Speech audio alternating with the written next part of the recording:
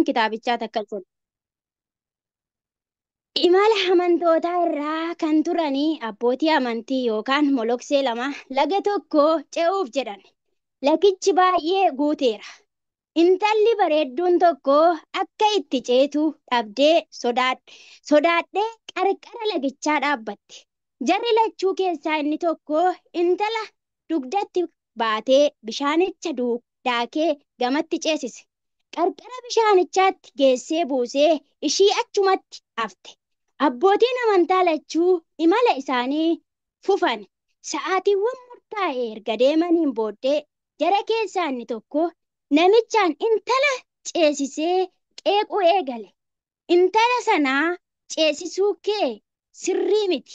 Duudhaa amantii keenyaa irraa kaatee jirta. Nuti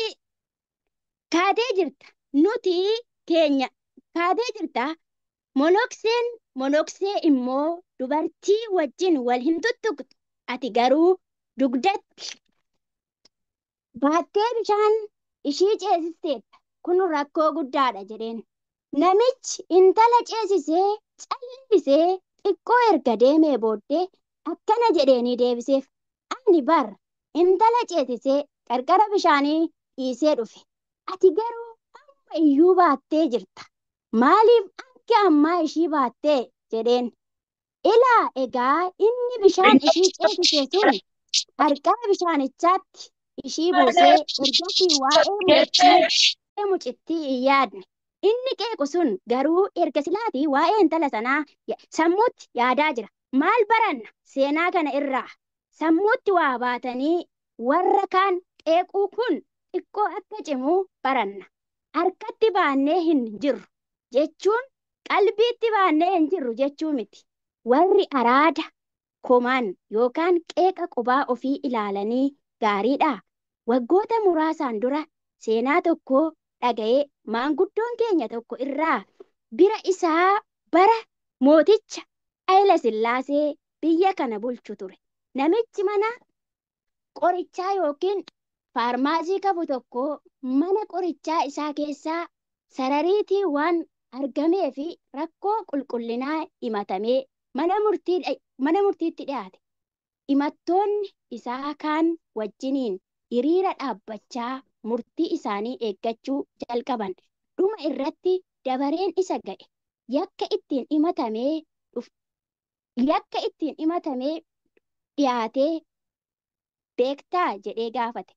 Abbaan murtii lakki gooftaa koo maaliif akkan himatamee waanan beeku hin qabu jedheen deebiseef. Mana qorichaa keetii sarariitiin argamee manni qorichaa kee qulqullina hin qabu jechuudhaan manni qorichaa immoo dirqama qulqulluu ta'uu qaba.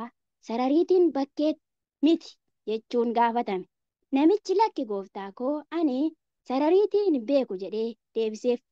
Yeroo namichi sarariitii hin beeku jedhu himataan isa duuba dhaabbatu dabaree isaa eeggachaa ture tokko namicha duratti darbee gadi jedhee teessoo abbaa murtii irra taa'u ture jala sarariitii fuudhee ilaa sarariitiin kunootii jedhee itti agarsiise. Yeroo kana abbaan mana qorichaa sun akkana jedheen. Kabajamoo abbaa murtii maarree waan isinitti murteessu irra teessanii anatti murteessituu baay'een keenya waan nutti murteessu irra teenyee namootatti murteessina. Balleessaa nutti hin mul'atu. Ofii keenyaa rakkoo gurguddaa baannee rakkoo xiqqoo namootaa birootti quba qabna.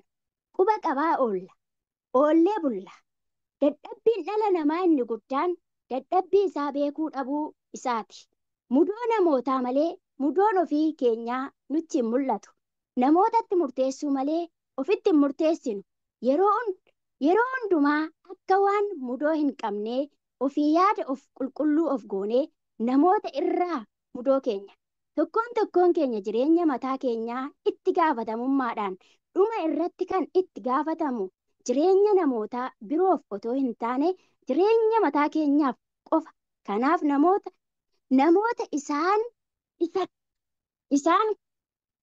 qofa irratti xiyyeeffachuu haa dhiisnu. Anatu balleesse jechuudhaan itti gaafatamummaa haa fudhannu.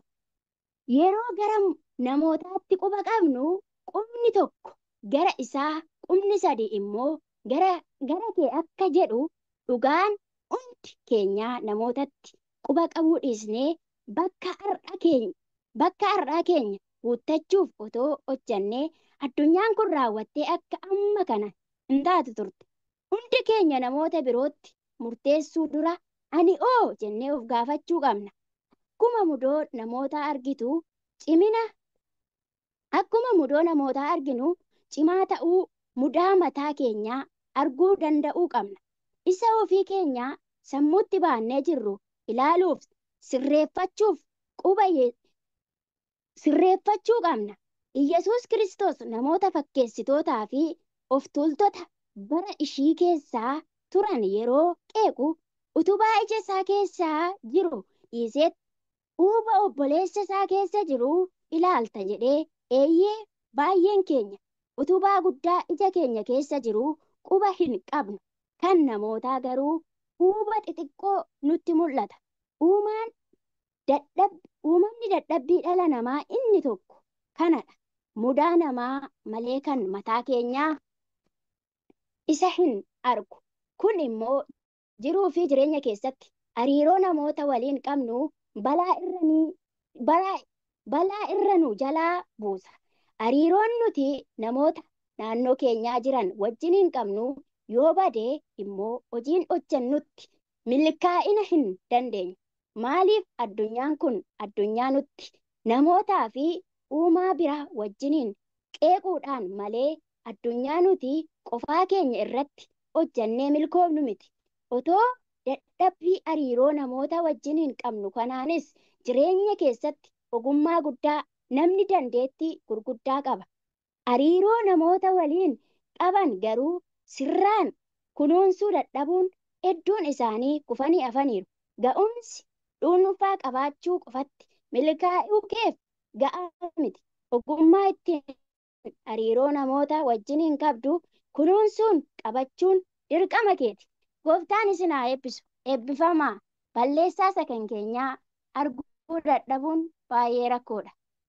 Balleessaa nama tokkoo garuu arguun baay'ee nutti salphata. Kitaaba kanarraan kan inni hubadhe wanta guddaaf wanta abdii gara fuulduraatti namatti toludha. Maaltu ta'e? Abbaan mana qorichaa qoricha mana isaa keessaatiin dhaqee matame. Garuu abbaan murtii teessoo irra taa'u irratti waan isatti murteessu arge. Gooftaan isin haa eebbisu. Shaaloom, nagaa argadhaa.